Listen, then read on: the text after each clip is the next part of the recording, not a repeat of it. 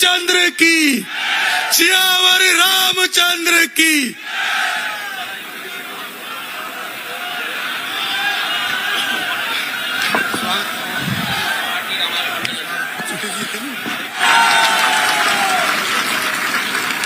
आज अशोकनगर के लिए एक ऐतिहासिक दिवस है। हमारे बीच में उत्तर प्रदेश के मुख्यमंत्री परम आदरणीय महाराज योगी आदित्यनाथ जी हमारे बीच में हैं। मैं अपने दिल के गहराइयों से प्रणाम करके उनका स्वागत करता हूं अशोकनगर के धरती पर।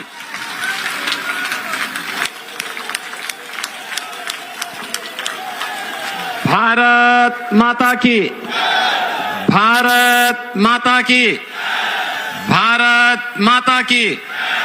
वंदे वंदे वंदे। गुना संसदीय क्षेत्र भारतीय जनता पार्टी के लोकप्रिय प्रत्याशी केंद्रीय मंत्री श्रीमंत ज्योतिरादित्य सिंधिया जी, भारतीय जनता पार्टी के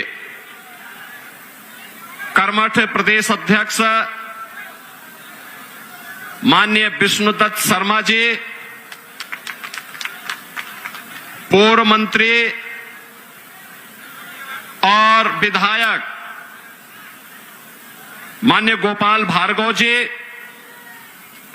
लोकसभा के प्रभारी श्री शैलेंद्र बरुआ जी, संयोजक राधेश्याम पारीक जी, भारतीय जनता पार्टी अशोकनगर के जिलाध्यक्ष श्री आलोक तिवारी जी, पूर्व मंत्री और विधायक श्री विजेंद्र यादव जी, विधायक श्री जगन्नाथ रघुवंशी जी, पूर्व विधायक श्री जजपाल सिंह जज्जी जी, प्रताप भान सिंह जी, सचिन चौधरी जी, नीरज मनोरिया जी और इतनी भारी संख्या में अशोकनगर की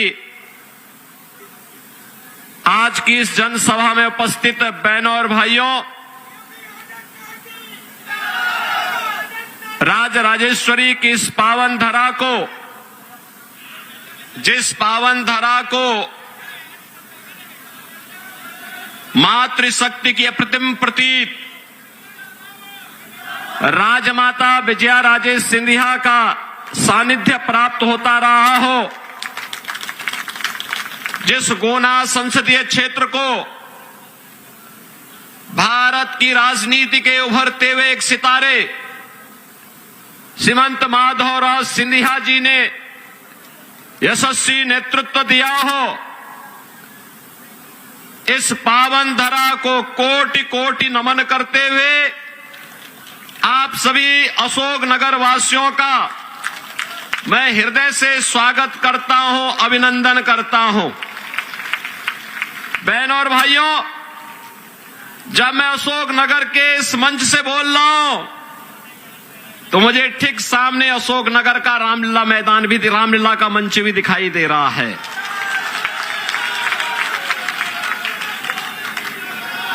रामलीला का यह मंच हम सबको प्रभु राम की लीलाओं के साथ तो जोड़ता ही है, लेकिन साथ साथ हम सबको जोड़ता है संत तुलसीदास जी के साथ भी, जिन्होंने मध्यकाल में मुगलों के शासन काल में इस धरती पर देश की आजादी के लिए रामलीलाओं की परंपरा को आगे बढ़ाया था। याद करिए, जब तुलसीदास जी की बात आती है तो कहते हैं तुलसीदास जी को कुछ लोगों ने उस समय कहा था कि चलो आप भी अकबर से मिल लो, वो आपको भी अपने नवरत्नों में शामिल करेंगे। तो तुलसीदास जी ने कहा कि भाई देखो, अकबर कौन है मैं नहीं जानता। तो लोगों ने कहा कि बादशाह है भारत का। उन्होंने कहा भी देखो मेरा तो बादशाह किसको कहते मैं ये भी नहीं जानता। उन्होंने कहा राजा। उन्होंने कहा देखो मेरा तो एक ही राजा है और वह है राम। और बहनों और भाइयों, उस मध्यकाल में मुगलों के शासन काल में तुलसीदास जी ने नारा दिया था, बोलो राजा रामचंद्र की। और बहनों और भाइयों, आज मोदी जी के मार्गदर्शन और उनके नेतृत्व में अयोध्या में रामलला फिर से प्रतिष्ठित हो जाएं। 500 वर्षों का इंतजार समाप्त हुआ और कल फिर प्रधानमंत्री मोदी जी अयोध्या धाम में पधार रहे हैं, वहां पर भगवान राम का दर्शन करने के लिए। बहनों और भाइयों, अयोध्या का राम जन्मभूमि आंदोलन का इतिहास गोना का हर व्यक्ति भी गौरवान्वित होगा। इस आंदोलन को भारतीय जनता पार्टी और अन्य संगठन सभी मिलकर के सहयोग करें। एक स्वर था उस समय जो मुखर रूप से कह रही थी कि इसका नेतृत्व हमें लेना चाहिए क्योंकि हमारी आन मान शान का प्रतीक है। यह स्वर था राजमाता विजया राजे सिंधिया जी का। मुझे याद है राम जन्मभूमि के किसी भी आंदोलन में उन्होंने अपने व्यक्तिगत कार्यक्रमों को छोड़ करके, व्यक्तिगत साधना को छोड़ करके, व्यक्तिगत अन्य कार्यों को एक और करके वे अयोध्या में राम मंदिर की स्थापना होनी चाहिए, राम मंदिर बनना चाहिए। इस आंदोलन के साथ राजमाता पहले दिन से लेकर के अंतिम दिनों तक इस कार्यक्रम के साथ जुड़ी रही। और आज हम सब प्रसन्नता हमें इस बात की है जब अयोध्या में राम मंदिर का निर्माण हुआ, प्रभु राम 500 वर्षों के बाद विराजमान हुए और प्रभु ने वहां होली भी खेली और 500 वर्षों के बाद अपना जन्मोत्सव भी मनाया। तो सचमुच राजमाता आज हमारे बीच में नहीं, लेकिन राजमाता की आत्मा को असीम शांति प्राप्त हुई होगी कि जो हमारा सपना था वो सपना आज हमारी वर्तमान पीढ़ी साकार कर रही है। उनका अत्यंत सानिध्य प्राप्त होता था। कितना वात्सल्य था उनके मन में, देश के लिए, समाज के लिए, जनता जनार्दन के लिए। सचमुच राजमाता थी। और गोनावासी तो इस बात के लिए सौभाग्यशाली हैं कि 15 वर्षों तक राजमाता आपका नेतृत्व किए देश की संसद में और 17 वर्षों तक भारतीय राजनीति में शुचिता के प्रतीक के रूप में जिन्होंने विकास को प्राथमिकता देकर के उस कालखंड में जब साधन नहीं थे तब भारत के रेल मंत्री के रूप में और जिस भी प्रकार का दायित्व मिला उसमें कार्य का एक स्टैंडर्ड दिया देश को और उसके माध्यम से भारत की प्रगति का मार्ग कैसे आगे बढ़ना है, ऐसे श्रीमंत माधवराव सिंधिया जी का वैसानिध्य इस क्षेत्र को मिलता रहा। बहनों और भाइयों, आज आप सौभाग्यशाली हैं कि यहां पर श्रीमंत ज्योतिरादित्य सिंधिया जी के लिए वहां आपका नेतृत्व देने के लिए एक बार फिर से आपके बीच में यहां पर उपस्थित हैं। उनके पास विकास का एक विजन है और उन्होंने भारत सरकार के नागर विमानन मंत्री के रूप में जो प्रगति की अभूतपूर्व है। आप याद करिए, आजादी के पहले से लेकर के 2014 तक देश के अंदर केवल 74 एयरपोर्ट थे और उन्होंने पिछले 5 वर्ष के अंदर 150 से ऊपर ये संख्या पहुंचा दी, 150 से अधिक एयरपोर्ट। और प्रधानमंत्री जी के सपने को साकार कर दिया कि हवाई चप्पल पहनने वाला भी हवाई जहाज की यात्रा करेगा। बहनों और भाइयों, हमारा विकास का सारथी तो ऐसे ही होना चाहिए ना। और यही कारण है पूरे देश के अंदर आज जो आवाज आ रही है वह यही आवाज है, एक स्वर है। 2 चरणों का चुनाव संपन्न हुआ है। बहनों और भाइयों, मैं अब तक लगभग 9 राज्यों में भारतीय जनता पार्टी के प्रत्याशियों के समर्थन में जनसभाओं को करने के बाद आज मुझे मध्य प्रदेश भी आना पड़ा। गुना में तो मैं इसलिए भी आया हूं, भारतीय जनता पार्टी के प्रत्याशी के साथ साथ सिंधिया परिवार के साथ और उत्तर प्रदेश के विकास के लिए किए गए कार्यों को सिंधिया परिवार के द्वारा, ज्योतिरादित्य सिंधिया जी के द्वारा, राजमाता जी का जो सानिध्य था, इन सब को आगे बढ़ाने के साथ साथ उसके प्रति आपका आह्वान करने के लिए मैं आया हूं कि कैसे विकास के कार्यों को इस परिवार ने राम जन्मभूमि के मूवमेंट को आगे बढ़ाने में अपना योगदान दिया था, और वही आपका आह्वान करने के लिए आया हूं। लेकिन मैं कह सकता हूं पूरे देश के अंदर जो आवाज है, 2 ही स्वर गूंज रहे हैं। एक है चारों ओर एक ही स्वर है कि फिर एक बार मोदी सरकार का एक ही स्वर गूंज रहा है। और लोगों से पूछा जाता है कि क्यों मोदी सरकार क्यों चाहिए, तो लोग कहते हैं साहब विकास भी होगा, सब कुछ होगा। लेकिन उनके मन में एक ही बात है, उत्तर दक्षिण पूरब पश्चिम लोग एक ही बात कहते हैं और कह रहे हैं, जो राम को लाए हैं हम उनको लाएंगे। यह है कृतज्ञता का भाव, जो राम को लाए हैं हम उनको लाएंगे। और यह संकल्प जो देश के अंदर दिख रहा है अभूतपूर्व है। बहनों और भाइयों, आज भारत एक नया भारत है, जिस भारत का सम्मान भी है दुनिया में। भारत की सीमाएं सुरक्षित भी हुई है, आतंकवाद और नक्सलवाद नियंत्रित हुआ है। अब तो मैं इस बात को देखता हूं, 2014 के पहले आतंकी विस्फोट हुआ करते थे, नक्सली हिंसा चरम पर थी। आज नक्सलवाद और आतंकवाद को तो नियंत्रित किया ही है। अगर कहीं पर पटाखा भी जोर से फट जाए ना, तो पाकिस्तान सबसे पहले सफाई देता है कि साहब मेरा हाथ नहीं है, देता है ना, क्योंकि उसे मालूम है कि सफाई अगर समय पे नहीं दिया, कहीं लेने के देने न पड़ जाएं। क्योंकि ये नया भारत है, छेड़ता नहीं है, लेकिन अगर कोई छेड़ता है तो फिर छोड़ता भी नहीं है।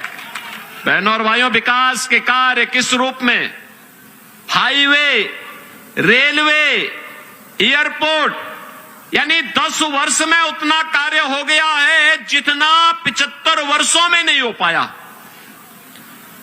लगातार विकास कार्य, IIT, IIM, AIIMS, 1 district 1 medical college, हर घर नल की योजना, ये सब कार्य तो हो ही रहे हैं। लेकिन बहनों और भाइयों, ये भी ध्यान रखिए, पहले लोग भूखों मरते थे, आज 80 करोड़ लोग फ्री में राशन की सुविधा का लाभ प्राप्त कर रहे हैं। पहले स्वास्थ्य सुविधा के अभाव में लोग दम तोड़ते थे क्योंकि पैसा नहीं था, कोई बीमार होता था पूरा घर तबाह हो जाता था। आज 60 करोड़ लोगों को 5 लाख रुपए की आयुष्मान भारत की सुविधा प्राप्त हो रही है। पहले देश के अंदर पैसे में कमीशन खोरी हो जाती थी, और अब तो जनधन अकाउंट खोल दिए मोदी जी ने। पैसा दिल्ली या भोपाल से सीधे आपके अकाउंट में आएगा, बीच में मीडिएटर समाप्त। 50 करोड़ ऐसे गरीबों के जनधन अकाउंट खुल गए। बहनों और भाइयों, ये तो खुले ही, 12 करोड़ किसानों को किसान सम्मान निधि मिल गया। 12 करोड़ गरीबों के घर में नारी गरिमा के प्रतीक शौचालय बन गए। 10 करोड़ गरीबों को फ्री में LPG के कनेक्शन भी मिल गए। करोड़ों लोगों को मकान मिल गया, और मोदी जी ने कह रखा है जितने बचे हैं आप भी जाकर के बोल दीजिए कि अगले 5 वर्ष के अंदर उन सबके मकान बनेंगे। अभी से उनके फॉर्म ले लीजिए, मकान बनाने की गारंटी दे दीजिए। बहनों और भाइयों, ये जितने भी कार्य हुए हैं, ये तो मोदी जी कह रहे हैं एक शुरुआत है, अभी तो ये शुरुआत है। हमें तो आत्मनिर्भर और विकसित भारत बनाना है। एक तरफ मोदी जी का विजन, आपकी आस्था को भी सम्मान, सुरक्षा भी, दुनिया के अंदर सम्मान भी, गरीब कल्याण भी, और दूसरी तरफ कांग्रेस का मैनिफेस्टो भी आपने देखा होगा। आपने मुगलों का एक क्रूर बादशाह देखा होगा, औरंगजेब, उसका नाम सुना होगा। और कोई मुसलमानों में भी सभ्य मुसलमान परिवार अपने पुत्र का नाम औरंगजेब नहीं रखता। औरंगजेब सबसे क्रूर मुगल बादशाह था। औरंगजेब ने एक कर लगाया था, उसका नाम है जजिया कर। आज कांग्रेस भी अपने मैनिफेस्टो में जजिया कर की बात करती है। ये जजिया कर क्या है? जो उन्होंने विरासत टैक्स की बात की है। देखो, मोदी जी कहते हैं कि विरासत का सम्मान होना चाहिए। विरासत का सम्मान ही है कि हम अयोध्या में राम मंदिर के निर्माण के लिए 500 वर्षों से लगातार आंदोलन करते रहे, लाखों हिंदू उसके लिए शहीद हुआ। ये विरासत का ही सम्मान है कि आज हम लोग आए हैं। हमने सिंधिया परिवार को मेरे पीठ के द्वारा, हमारे परंपरा के द्वारा इसलिए सम्मान दिया गया क्योंकि उस समय अफगानों के हमलों को सिंधिया परिवार ने उस समय उसको धकेल करके भारत की सीमा के बाहर करने का काम किया था। हम सिंधिया परिवार को इसलिए सम्मान दे रहे हैं, राजमाता के प्रति अपार श्रद्धा का भाव इसलिए है क्योंकि राजमाता का पूरा जीवन इस समाज के लिए, इस देश के लिए था, राम जन्मभूमि के लिए था। और राम जन्मभूमि के मूवमेंट को जीरो से शिखर तक पहुंचाने में उन्होंने अपना पूरा योगदान दिया था। और इसलिए हम श्रद्धा के सम्मान, विरासत का ही सम्मान है। यही है विरासत का सम्मान। और बहनों और भाइयों, एक तरफ मोदी जी कहते हैं कि गुलामी के अंशों को समाप्त करेंगे लेकिन विरासत का सम्मान करेंगे, और दूसरी तरफ कांग्रेस क्या कहती है अपने मैनिफेस्टो में? कहती है हम विरासत टैक्स लगाएंगे। विरासत टैक्स का मतलब, इन चीजों को तो आप भूल ही जाइए कि आगे कोई राम मंदिर की बात करेगा कांग्रेस के समय में, कृष्ण जन्मभूमि की बात करेगा, या महाराज भोज के मंदिर की बात करेगा, भोजराज के मंदिर की बात करेगा। ये सब की बात तो लोग कांग्रेस के समय तो भूल ही जाइए। वे एक और काम क्या करने जा रहे हैं? आपके पूर्वजों के द्वारा जो संपत्ति अर्जित की गई है, बाप दादों की जो कमाई है, उस कमाई पे भी वे कहेंगे, राहुल गांधी ने कहा ना, हम सर्वे करवाएंगे, एक्सरे करा देंगे, और एक्सरे करा करके फिर उसमें से आधी संपत्ति ये लोग ले लेंगे और आपको कहेंगे कि भाई ये हमारा विरासत टैक्स है। क्या आप इसको देंगे? क्या आप ये जजिया कर देंगे? क्या राजमाता से ये कांग्रेस औरंगजेब के जजिया कर को जबरन लागू करना चाहती है? क्या आप इसको स्वीकार करेंगे? क्या कोई भारतीय स्वीकार नहीं करेगा। और दूसरा, इनके द्वारा क्या कहा जा रहा है?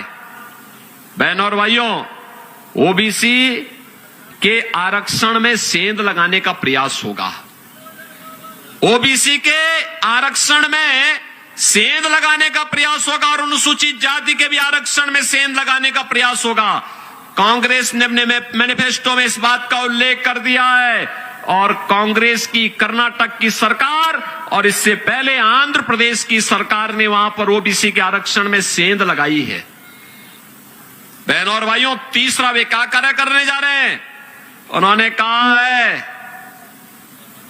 कि कांग्रेस के नेतृत्व की अगर इंडी गठबंधन की सरकार बनती है तो अल्पसंख्यकों की रुचि के अनुसार खान पान की स्वतंत्रता देंगे।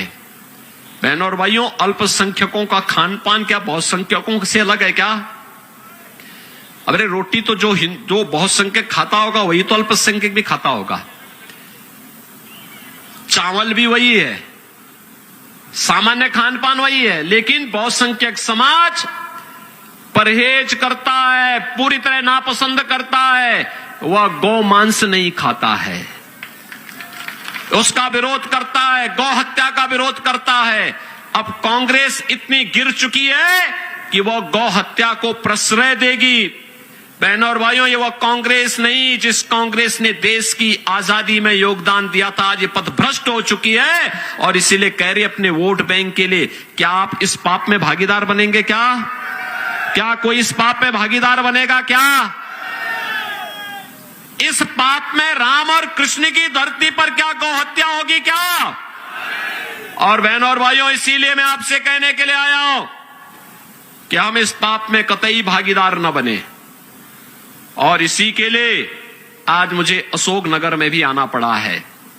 अशोकनगर में इसी बात को लेकर के कि हमें विकास की प्रक्रिया के साथ तेजी के साथ आगे बढ़ना है और पूरे देश की आवाज के साथ गुना संसदीय क्षेत्र को अपनी समृद्ध परंपराओं को आगे बढ़ाते हुए एक सिंह जी, लंबे समय तक सचिन चौधरी के प्रति सम्मान का भाव आपके मन में है। उस सम्मान के भाव को बरकरार रखते हुए हमें नए भारत के लिए, आत्मनिर्भर भारत के लिए, विकसित भारत के लिए मोदी जी के नेतृत्व में आज पूरे देश के अंदर की जो आवाज है उस आवाज के साथ आगे बढ़ना होगा। और मुझे पूरा विश्वास है बहनों और भाइयों, हम लोगों ने तो यूपी में पहले ही आश्वस्त कर दिया है। 80 लोकसभा सीटें, 80 की 80 लोकसभा सीटों में 80 मनकों की माला मोदी जी के गले में उत्तर प्रदेश डालने को तैयार है। और मध्य प्रदेश में भी 29 लोकसभा सीटें। इस बार जो मुझे लहर दिखाई दे रही कि 29 की 29 लोकसभा सीट भारतीय जनता पार्टी का कमल खिलाने की तैयारी कर रहा है और इसकी शुरुआत भी हो गई है। खजुराहो से और इंदौर से तो इसकी शुरुआत भी हो गई है ना, आपने देख लिया है ना। तो जब शुरुआत ईश्वर ही सब करा रहा है तो फिर आपको तो उसमें और सहभागी बन जाना चाहिए। गुना में भी प्रचंड बहुमत की सरकार बननी चाहिए। और यूपी के लोगों से तो मैं बोलता हूं, भाई आपने जो संकल्प लिया कैसे पूरा करेंगे? उन्होंने कहा देखिए हम तो संकल्प इसलिए लिए क्योंकि मोदी जी ने और भाजपा की सरकार ने अयोध्या में राम लला को विराजमान कर दिया और उत्तर प्रदेश सरकार में जब भाजपा को मौका मिला तो रामलला तो अयोध्या में विराजमान हुए, लेकिन वहां के माफिया और अपराधी राम नाम सत्य है की यात्रा में भी चले गए हैं। देखा ना आपने? तो बहनों और भाइयों, ये दोनों काम एक साथ केवल बीजेपी कर सकती है और आप इसमें सहमत होंगे ना? मैं आश्वस्त होकर के जाऊं, आश्वस्त होकर जाऊं यहां से, सभी लोग सहमत हैं? यहां से श्रीमंत ज्योतिरादित्य सिंधिया जी को भारी बहुमत से विजयी बना के भेजेंगे। गुना संसदीय क्षेत्र रिकॉर्ड तोड़ेगा, रिकॉर्ड तोड़ेगा। आश्वस्त होकर के जाओ। तो आप सब मेरे साथ बोलेंगे भारत माता की, भारत माता की, भारत माता की जय श्री राम, जय श्री राम, जय जय श्री राम, जय श्री राम।